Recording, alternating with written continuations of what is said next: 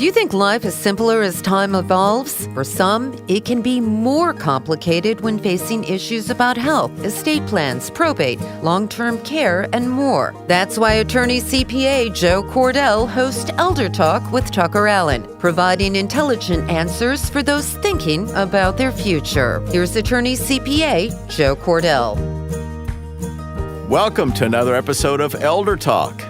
As has been our custom in recent months, we want to focus on health issues.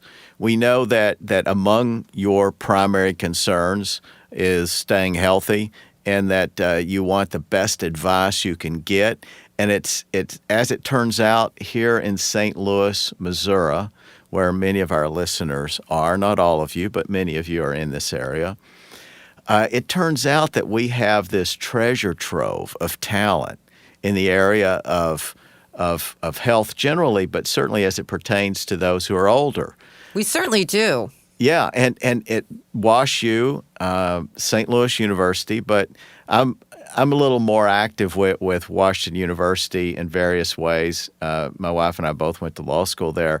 But let's face it, Washington University is one of the top medical schools in the world, and that means their faculty are comparably accomplished, and they happen to be available in part because we're here in the same place and we have access to these talented, knowledgeable people. So with that, I'll let you do our introduction, Jill, and we're going to plunge into talking about some more health issues as they relate to COVID-19 and the elderly. Happy to do it. And pleased to announce that we have Dr. Kaori Sakurai with us. She's an assistant professor of medicine at Washington University and specializing in geriatrics and nutritional science. And welcome, Doctor. Thank you so much to you both. Something that I feel has gotten short shrift in this fervid discussion about how do we keep people well, and especially the aged whose immune systems are presumably compromised and they have other perhaps disadvantages or vulnerabilities as it pertains to COVID-19 as well as other things. But you don't hear much discussion about nutritional solutions. In other words, solutions that don't involve development of some new drug, but instead appeal to fundamentals of good health. Why is it that there's not much attention given to that? That's a really good question. It is something where I think that in medicine, a lot of times there is a big focus on the pharmacology. So, what medications can you use to treat this illness or to prevent that illness? And so since a lot of the educational process relates to kind of pharmacology, pharmacokinetics, pharmacodynamics, I think that we kind of lose sight of the fact that there are so many non-pharmaceutical ways that we can approach health. Joe, I think that is such an important area because that's something that you and I, that everybody can work on every single day. Mm-hmm. And building up our immune system through this pandemic, I think is just critical. It really is, because we know that, if your immune system is not up to par, then unfortunately you are more at risk of developing illnesses, including COVID-19. And what about taking vitamin D? There's been talk about that related to this. I've heard both sides of this issue. I've listened to some doctors who say that there's very clear evidence that vitamin D can have a huge impact, even be determinative between survival and not once you're ill. And then others who've just been kind of dismissive about D. Do you have any strong opinion on that? I think the jury is still out with regards to vitamin D and COVID-19. Vitamin D is definitely a vitamin that is essential for us. There are studies that say that if you're deficient, that it is important to have it in the right range, and it is good to take supplements. Low vitamin D is associated with fall risks, and that's something that we're always worried about in our elderly population. Yeah. But in terms of vitamin D and COVID-19, that is still an area where we're really not sure how helpful it could potentially be. So if we're in doubt, though, why would we not tell people, I mean, within reasonable quantities, why would that advice not be generously promulgated? It seems that things related to nutrition, again, back to our original point, if something would do no harm and it might be helpful, why would there not be more discussion about these nutritional options? It still seems like all the action is focusing on what's going to be provided through medical doctors and, I guess, allopathic solutions versus something such as a good diet and exercise and other things that people can do to fortify themselves against this virus. Sure. I mean, I think that, I guess one of the areas, of course, that really brings medicines to the front lines is because of the pharmaceutical industry, and the money is really in the medications, and so that's why we hear so much about medications having a role. In terms of nutrition, that's, nutrition and staying healthy. I mean, those are more kind of preventative aspects, which I think are extremely important. But sometimes it seems to have more of a back burner role because it doesn't have the glitz and the glamour of all these potential medications that can make a difference. I agree with you that, vitamin D is something where, if it's not harmful, is it something that we should kind of tell people that they should try? Vitamin D, like with a lot of the fat-soluble vitamins, it is fine to have a normal range, but you don't want to have too much because high levels of vitamin D can actually be a problem. And there are even some studies that say that high vitamin D levels can cause people to have things like falls. But a simple blood test would determine.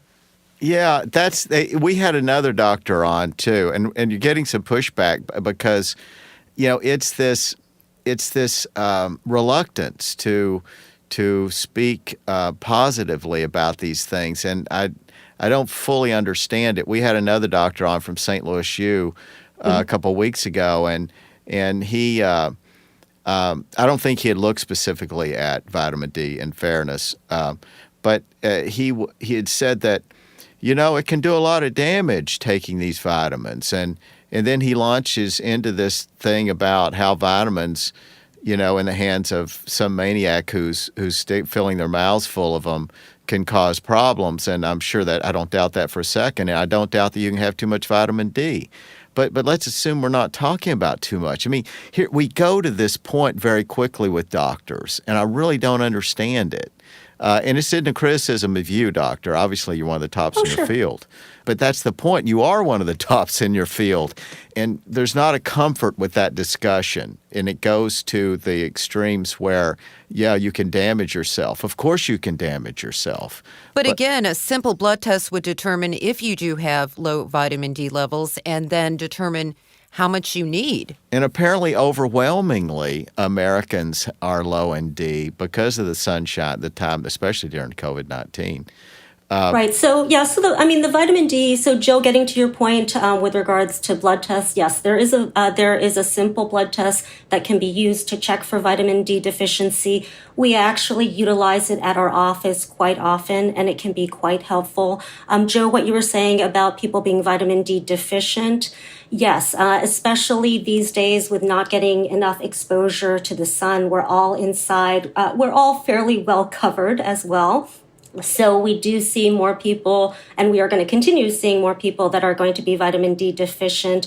Along with in our elderly, the other issue is that as our skin actually matures, then we're actually less able to absorb that vitamin D. So even if you get the vitamin D through the sunshine, you actually might not be able to absorb it as well. Yeah. So for people that are vitamin D deficient, I definitely am a proponent for doing a supplement. Whether that's going to give you super protection from COVID-19, right now, like I said, I haven't seen anything that says that's a definite yes, but in terms of deficiencies, if you have deficiencies in terms of vitamins, then definitely supplements can be helpful. But everything just needs to be looked at in balance. Ideally, if you can use your diet to be able to get the vitamins that you need and the minerals, and that's going to be the number one way to approach it. If you need supplements because you're deficient, then I think that is a definite option in addition. Do you find, though, that with elderly people, they don't get the well-balanced nutrition? They're often not eating as much as they should? It really depends on the person. I think that with COVID-19, that has become more of a problem, especially with our patients that are in the nursing home facilities. We find that a lot of patients, unfortunately, because of social distancing and feelings of isolation, that they actually are eating less and not getting the nutrients that they need. In the community, what we're finding is that because people aren't as able to go out and go grocery shopping, go to restaurants, that there have been changes definitely in terms of how people are eating and the nutrients that they're getting. That's an excellent point. And getting back to the social isolation, it can affect people of all ages, but the elderly certainly more vulnerable. What I want to know from you is, what do you think the long-term psychological effects are going to be on seniors? So, we know that social distancing is definitely causing people to feel more isolated and feel more lonely. We unfortunately are already seeing rising rates in terms of mental health disorders and also unhealthy behaviors as well. The first thing to look at is, who is at high risk for these types of problems. And what we're seeing is actually the people that have contracted COVID-19, that they are definitely at risk of more mental health disorders and unhealthy behaviors.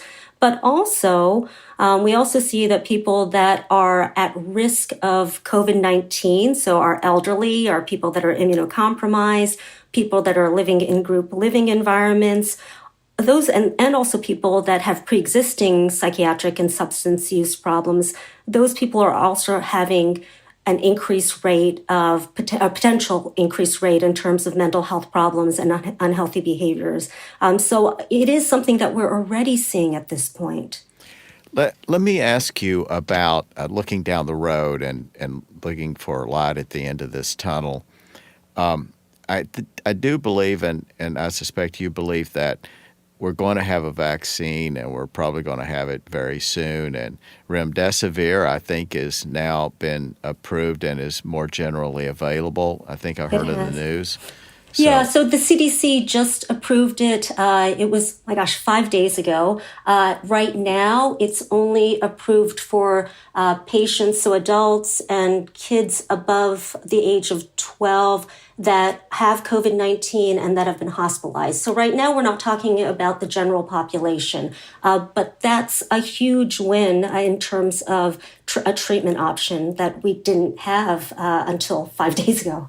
Yeah, we've come so far so fast. It really is, I think, a commentary on innovation of America and our culture. Our culture is one that probably is a little rebellious when it comes to following rules, but perhaps just a little bit, right? Just a tad bit. Maybe the upside of that is that we tend to be very creative thinkers and we get things done Absolutely with extraordinary speed.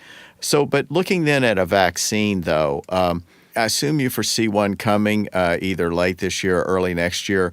Do you think that there will be some significant resistance? In other words, a fairly large swath of the population that, for various reasons in America, don't like vaccines and may, in fact, say we don't want it? And could that be a problem for everybody? Sure. I mean, definitely there is going to be some fear for anything new, including a new vaccine. The good news is that, there are over 150 preclinical trials that are being done right now And then in terms of phase 1, phase 2, and phase 3, there are 32 phase 1 trials. So those are the really small scale trials. There are 13 phase 2 trials, and so those are safety trials with hundreds of patients. There are already 10 phase 3 trials, so those are the large-scale human studies. So that involves thousands of people. They either take a placebo or the actual vaccine, and they look at safety, dosing, efficacy, and side effects. So we're seeing a tremendous number of trials that are already underway.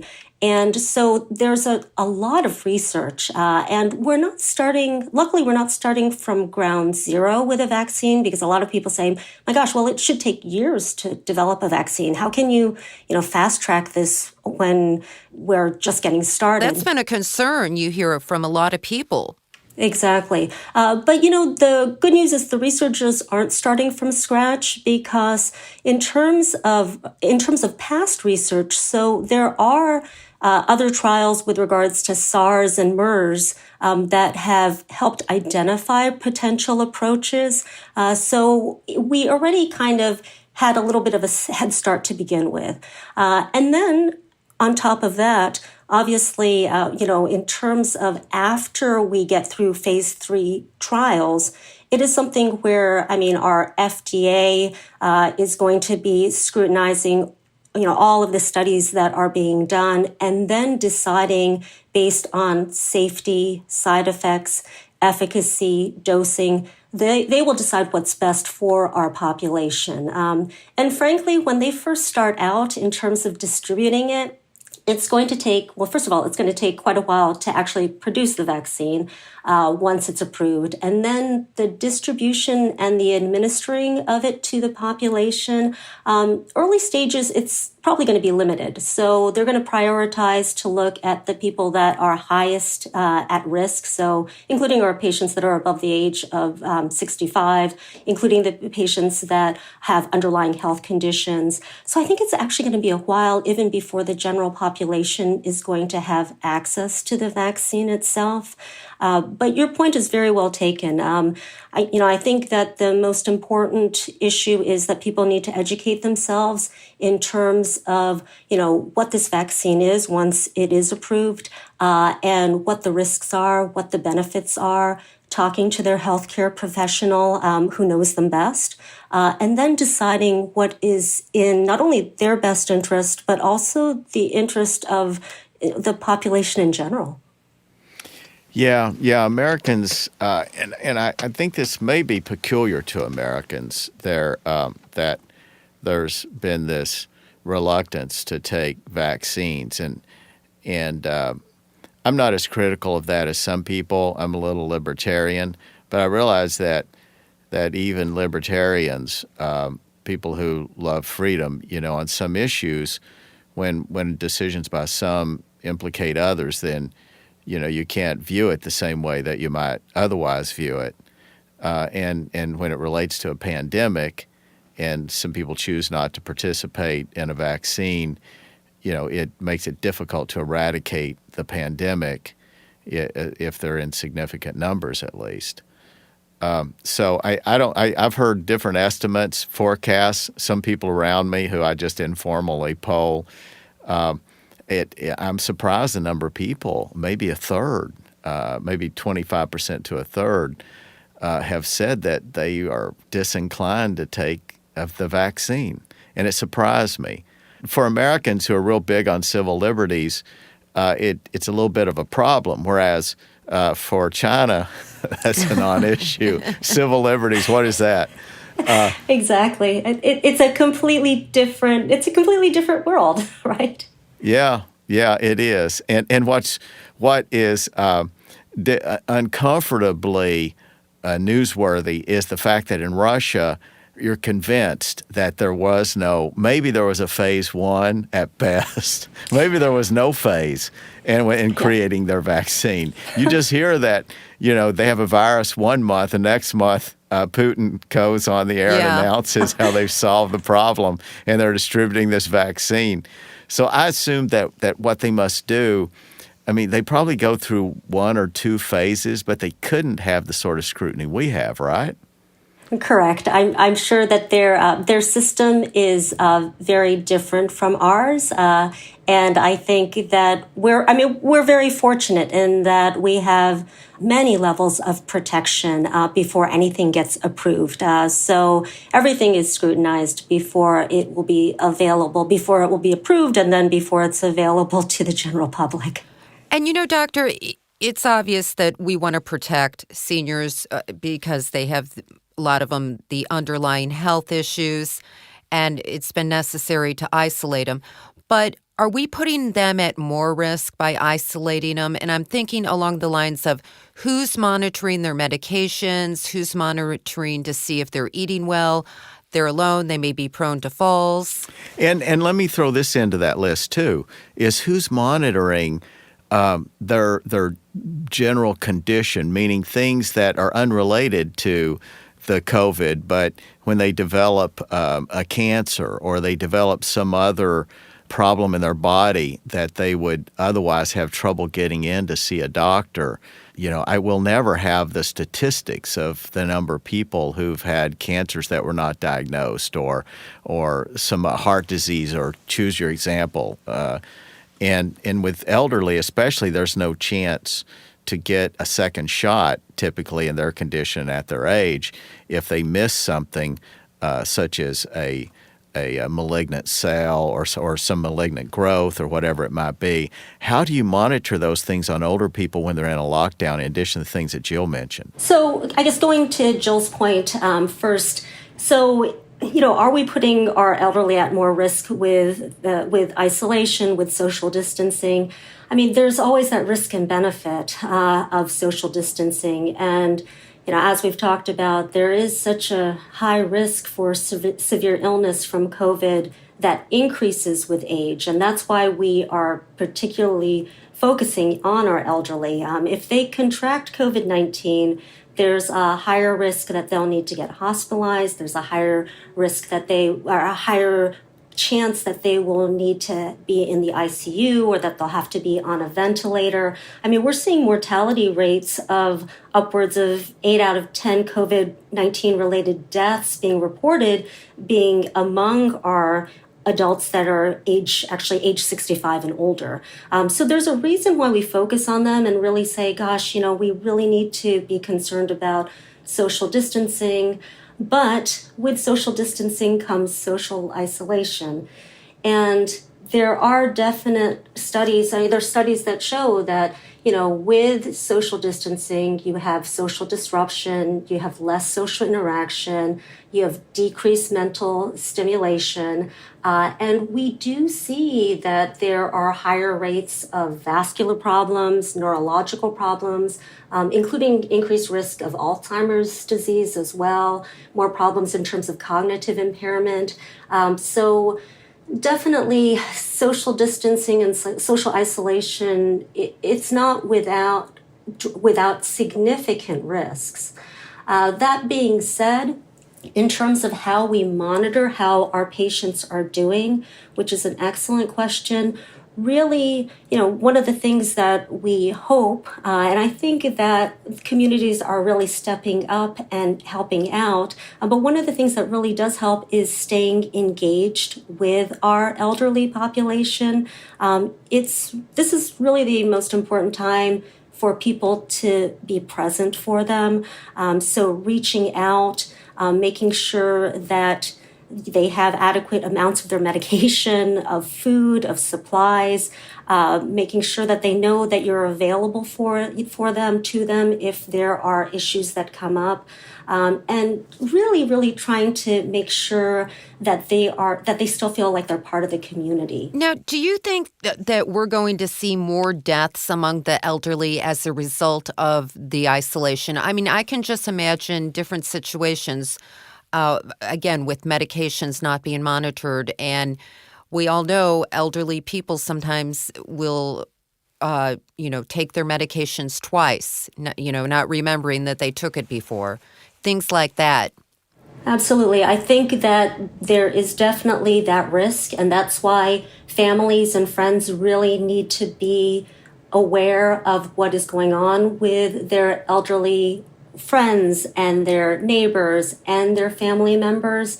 One of the areas that is particularly concerning is in nursing facilities, because in nursing facilities, we need to keep our patients active and engaged. And if you're not able to visit them, if they are not able to, to be able to interact with their grandkids or their kids, then we do see an increased rate of definitely chronic conditions becoming more acute. And we can definitely see problems with regards to more depression, more anxiety, also problems with even just failure to thrive. People stop eating. It can be quite significant. We've already started to see that in some of the nursing facilities. And I know that staff and family have really tried to help out. And the more that people can do, the better, whether it's, for family and for staff. Helping residents to connect.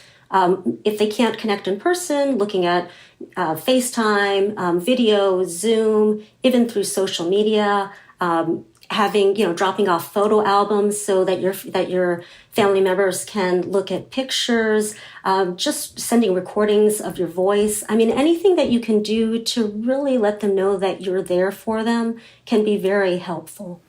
Yeah, and I can see how for some there are not those overseers and those other interested people or caregivers that are in a position and do in fact drop in and do evaluate and monitor. But I can see where, while there are many criticisms leveled at skilled care facilities and other communal living arrangements, how there were some things that went wrong during the worst of the pandemic. But for the most part, I think when somebody's in an environment like that, at least there is an opportunity to be around others and to have conditions, identified and hopefully diagnosed and treated that might otherwise lay unattended or unidentified even with people in their homes and with relatively few visitors. And it's just too easy to degenerate into isolation. It almost takes an effort on the part of as much the older person themselves, assuming they're of sound mind, is that they can't allow themselves to become isolated, and it requires some exertion on their part, meaning they have to will themselves to go and do and be and reach out and those many avenues that we have, especially through technology. So I think some responsibility rests on older people who, again, are of sound mind, is for them to not degenerate as you can so easily do during a pandemic like this. And you can find yourself living as a hermit, especially if you don't have loved ones dropping in. I'm sensitive to those issues, and we see them around us all the time, and I'm sure many in our audience are nodding their heads, agreeing, some of whom may be guilty of allowing themselves to lapse into a more isolated condition than they need to be. Related to this, I wanted to ask your thoughts on what has been called the Great Barrington Declaration. Are you familiar with that? I am, yes. In a way, it was speaking to the harm that can result from this isolation. I think in our naivete, and let's face it, we only see such a condition arise what seems to be on a schedule once every 100 years or so. Like the 100-year flood. Yeah, so we don't. Exactly. It's too infrequent for us to learn. And so we thought it was harmless to just lock down, and we thought, it'll cost us a little bit of money. But, as one doctor said to me at WashU, see, I have a specialist there I was at, and I was talking to her, and obviously she's very smart and all that. But it doesn't mean that she should be making public policy. And she summed it up. I said, I'm concerned about all these lockdowns and what the consequences are going to be.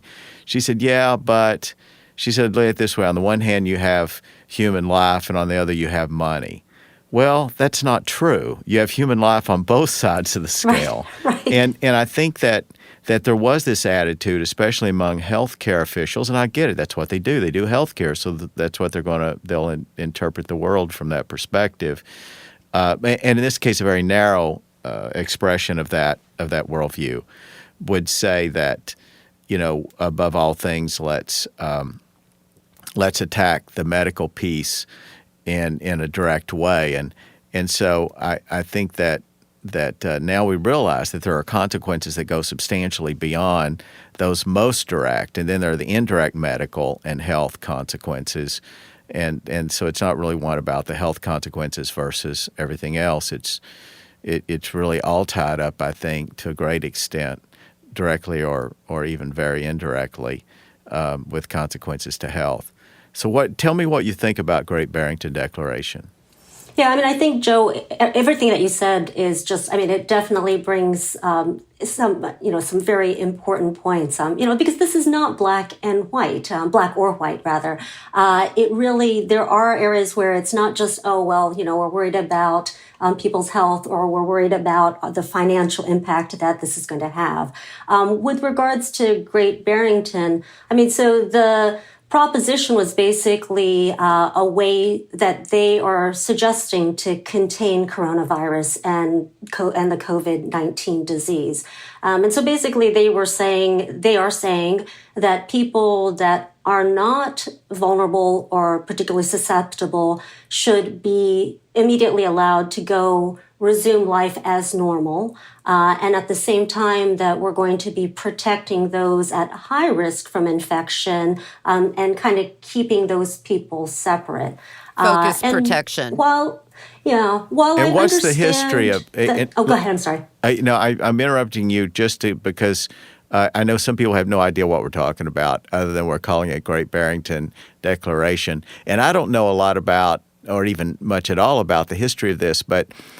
Can you say a little words about that? These were some doctors that got together and kind of signed a petition, or exactly, healthcare. Exactly, and it was pretty recently that this came up. It was three, actually, very, very, like you're saying, very, very smart individuals that came together and actually proposed that this would be a potential way of containing coronavirus. And they had a whole bunch of physicians signed this declaration as well. And it just came to light, I want to say at the beginning of October. It was, I believe, October 8th. Right. Did it originate in Europe or the United States? I thought it was in the United States. It was the United States. Okay, all right. And I guess my concerns with regards to this is that I just don't think that it is that easy to go forward with something like this, with this type of proposition. There aren't any specific details on how they would actually handle this, how it would be handled in practice. And also the other issue would be, how would we be able to do this prior to a vaccine being available? Once a vaccine is available, and if it's out in the general population, then this Great Barrington Declaration sounds like something that would work with regards to this concept of herd immunity.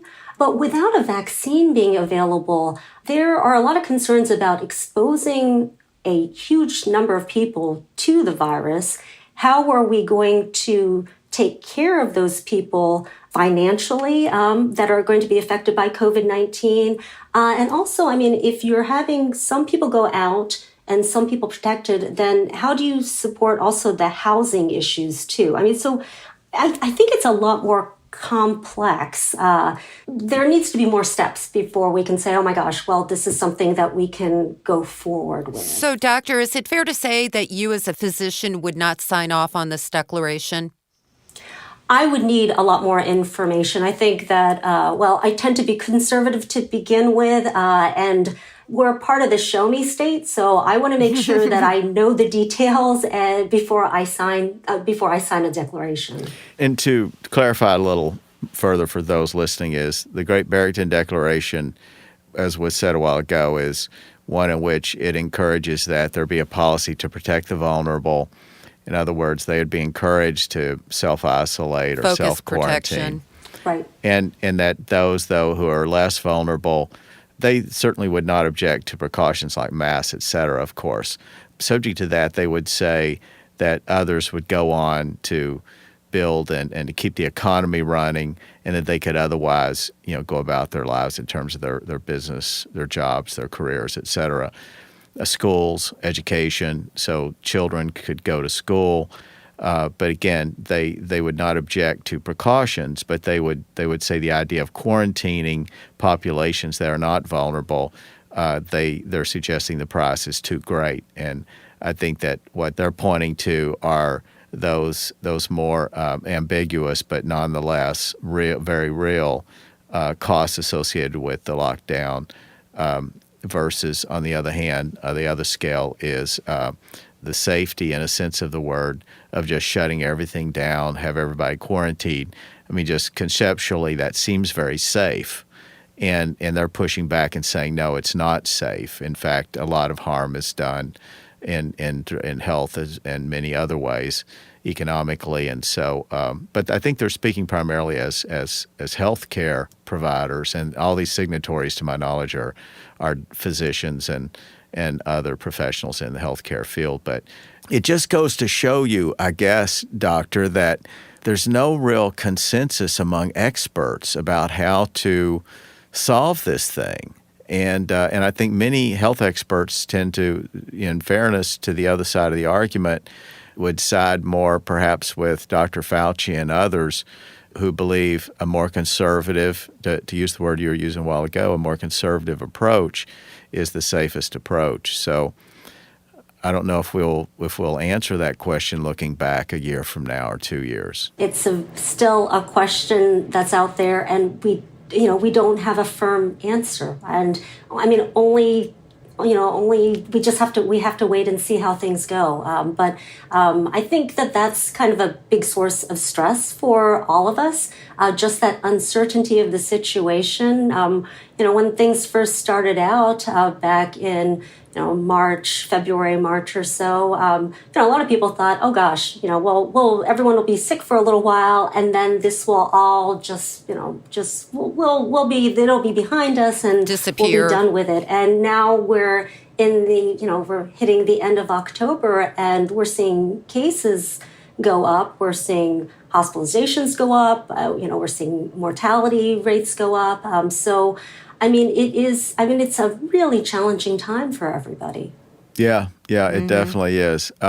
Before we wrap up, I wanted to talk a little bit about the St. Louis area, and I don't know to what extent you are familiar with the healthcare capacity and the capability, et cetera. But I want to ask you anyway, as to St. Louis area, let's assume one of our listeners, a person over 60, they're diagnosed with COVID-19.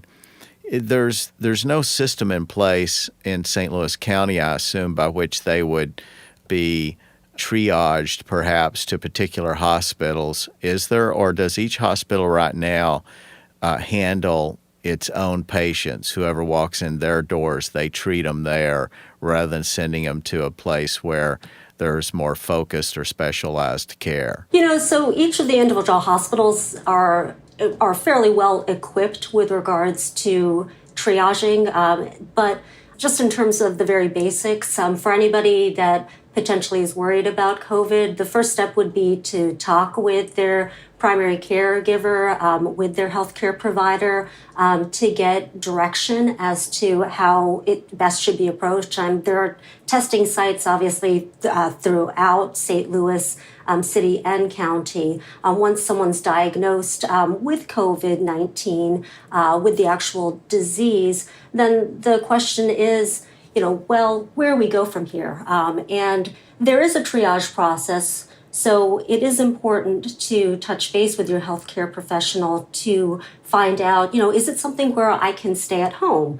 Is this something where I need to go directly to the hospital? And a lot of those questions, it shouldn't be something where you need to, Google your symptoms and try to decide what's best.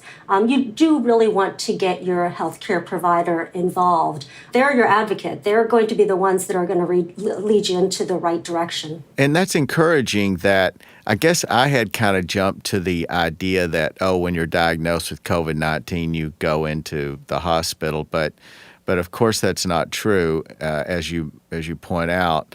Many people, I assume, will get a diagnosis and their doctor will check them out and perhaps instruct them to stay at home and stay in touch. Quarantine, exactly.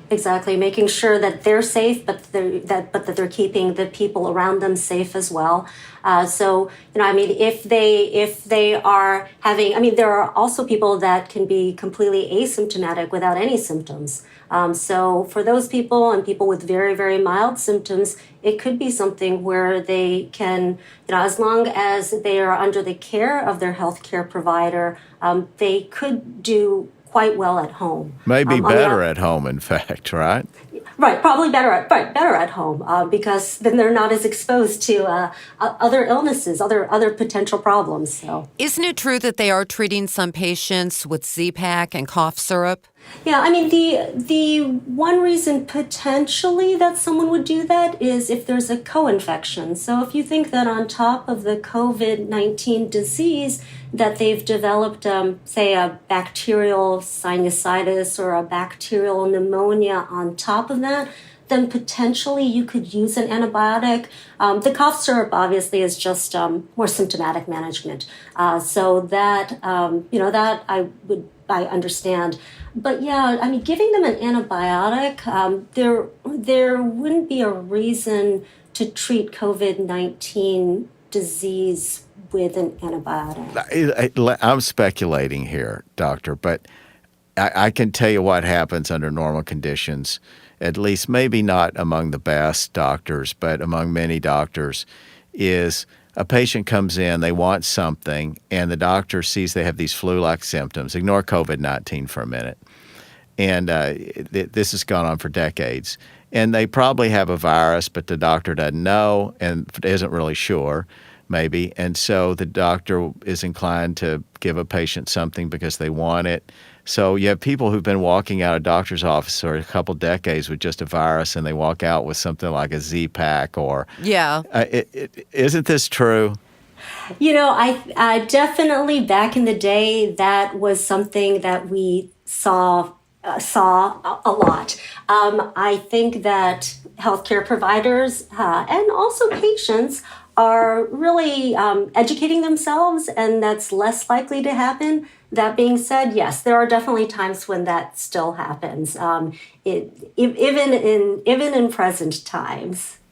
And they can also be given, though, some sort of steroid. Isn't that starting to prove effective?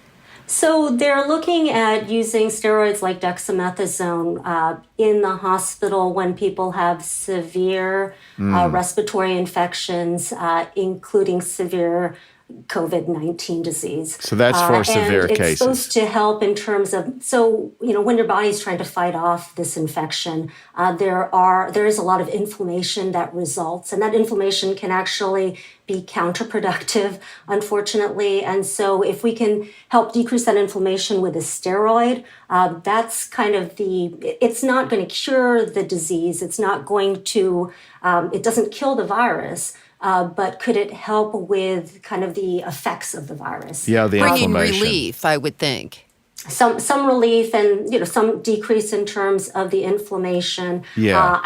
I would be wary about using that on an outpatient basis specifically for COVID-19 because steroids can also suppress your immune system. So it's not without a tremendous amount of risk. It's a balancing act.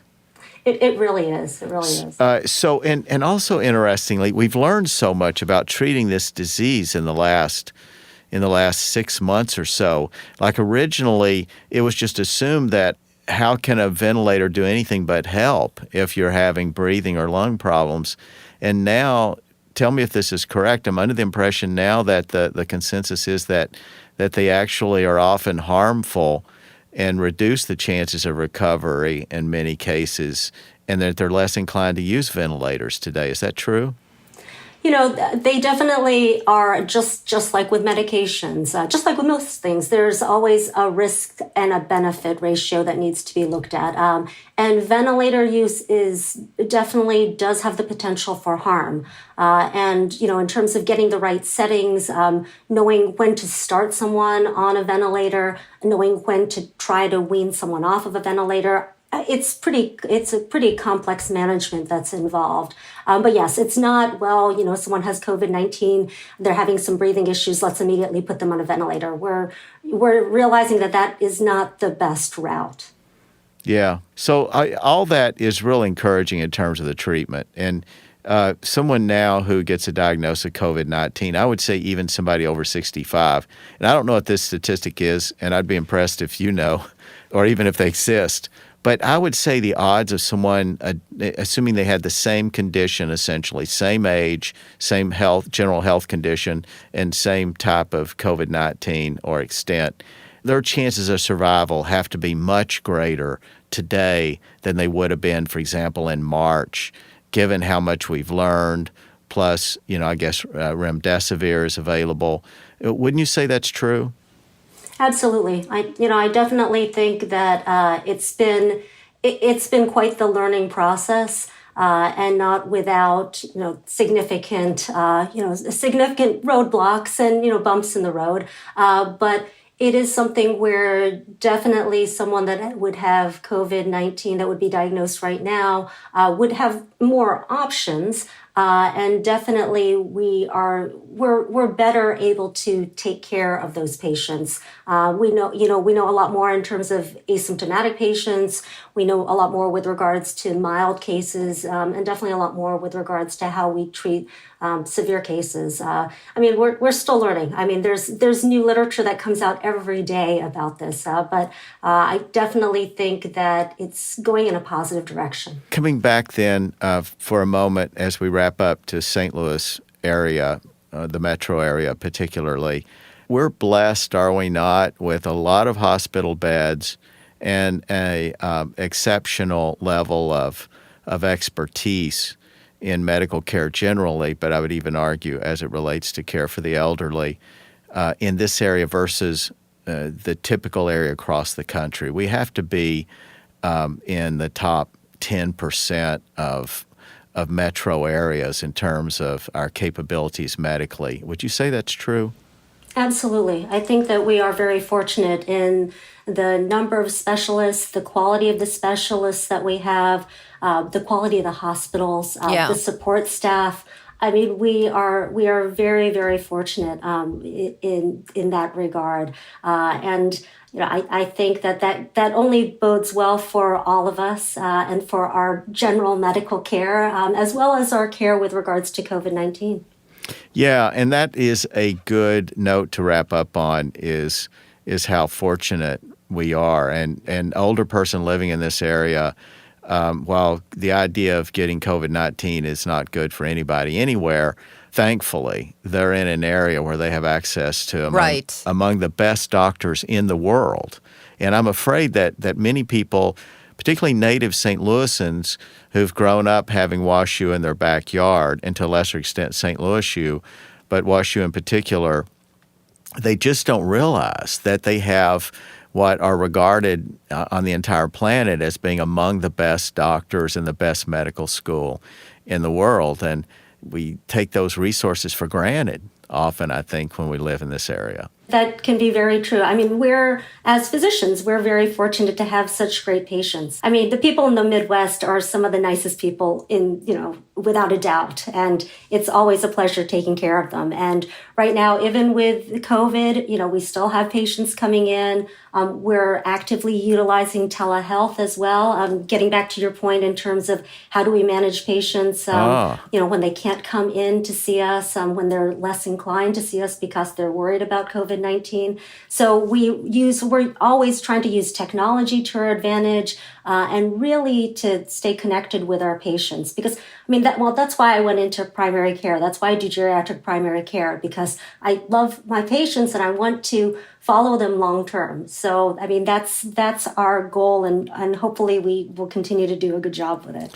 So your patients are all elderly, And you're a primary care physician for the elderly. The definition is for our geriatric primary care clinic. The definition of that geriatric patient is age 60 and above, which I think is rather young, but Yeah. 60 and above is I'm the 62. cutoff. I don't feel like I'm a geriatric patient, but I guess I would be. And it's and we're actually located out in West St. Louis County, and we are over at Covenant Place and really love seeing our patients. It's great to see them in the office, but we understand that it's tough for our patients to come in to see us, and we have people over from Illinois as well. So we're using technology along with, I think, most of the other physicians in the area to try to continue to stay connected. You know, Doctor, I would think a perk of having that age of clientele would be hearing all the wonderful stories from the past, and learning about this history. It is absolutely, every day is enlightening. They have so much information and knowledge. I learn something new every day from my patients. This is one of the advantages, Jill, now that we're on doing this podcast versus on radio. If we were on radio, we'd have been cut by now. That's true. We were supposed to have ended this show a few minutes ago. But what you said to me, though, just really caught my attention. I didn't want to leave the show without pausing there for a moment. And that's for our listeners to know that there are primary care physicians for the elderly. At a time when primary care physicians are disappearing, it seems, or they're becoming independent nursing practitioners, I guess they're called, or physicians. Yes, we have, we definitely are seeing more mid-level providers that are, basically filling in the gap because we don't have enough primary care physicians.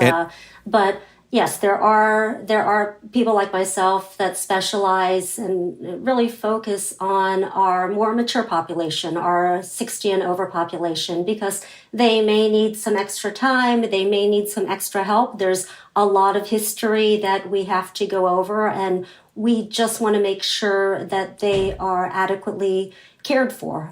So that's our focus. And things that are peculiar to being an old person. As we get older, we're going to have things that are a little different from a 30-year-old.